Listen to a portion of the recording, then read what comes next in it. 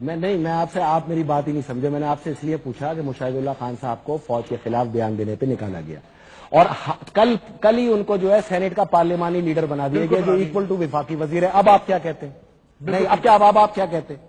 تو یہ دوہرا انصاف چلانا ہے تو لوگوں میں نفرت آئے گی نا. پھر الطاف حسین جیسے لوگ اس نفرت کو کیش کریں گے نا. پھر را اس کی ایجنٹی کروائے گی نا. پھر پاکستان سے نفرت ہوگی نا. اگر خواجہ آصف فوج پہ گالیاں دینے کے بعد آج بھی وفاقی وزیر بن کے بیٹھا ہے تو میں بھی نفرت کروں گا. پھر میں یہ بھی سوچنے پہ مجبور ہو جاؤں گا صرف بانیان پاکستان کی اولاد پہ اگر آپ لوگوں نے اپنے تیر چلانے تو چلاؤ میرے بھائی. پھر ان کے لیے واقعی آگے سمندر ہے.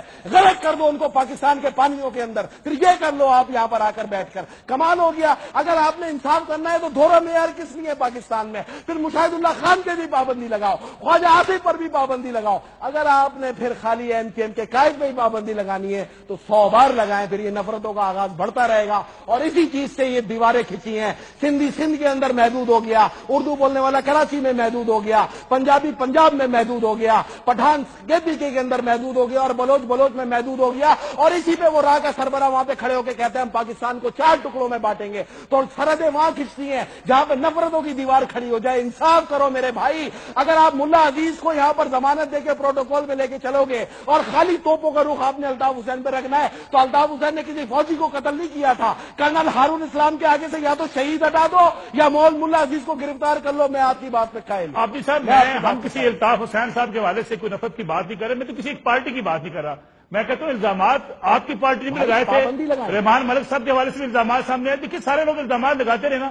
کیا یہ انصاف اس ملک میں اب ہونا نہیں چاہیے یا الزامات لگنے بند ہو جانے چاہیے؟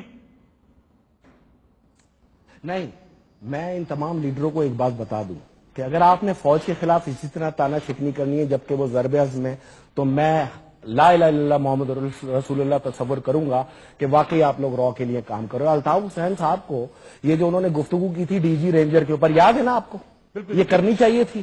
میں تو سب سے بڑا مخالف تھا. ایک آدمی جو یہاں پر آپریشن کر رہا ہے اس کے اوپر اگر اس طرح تانو شکن کرو گے تو پوری قوم کو ذلیل اور رسوا کر رہے ہو کیونکہ تم پوری قوم کا ٹھیکہ لے کے بیٹھے ہو.